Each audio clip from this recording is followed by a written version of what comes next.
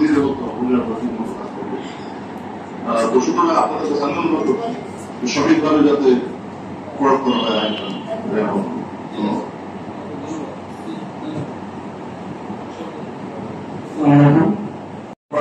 সুস্বাগতম জানাই। আপনারা ইতিমধ্যে ইলেকশনের দিন সামনে আসছে, অতই ইলেকশনের ক্ষেত্রে বিশেষ করে আচরণ বিধি সংক্রান্ত বিভিন্ন রকমের অভাব অভিযোগ আমাদের এখানে আসছে।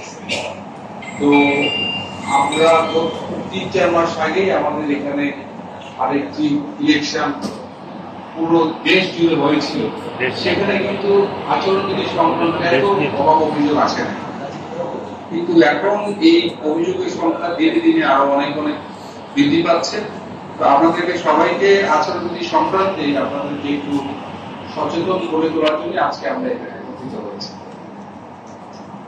তো আলোচনার সভাতে আলোচনা আজকে শুরুতে আমাদের যারা সম্মানিত যারা ইলেকশনের জন্য যারা আপনারা যারা আছেন প্রার্থীগণ, আপনাদের প্রতি অনুরোধ থাকবে সবগুলো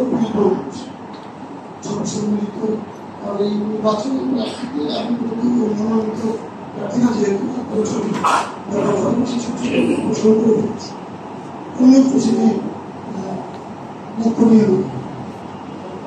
আর এছাড়া আছে আমাদের সকলেই হয়তো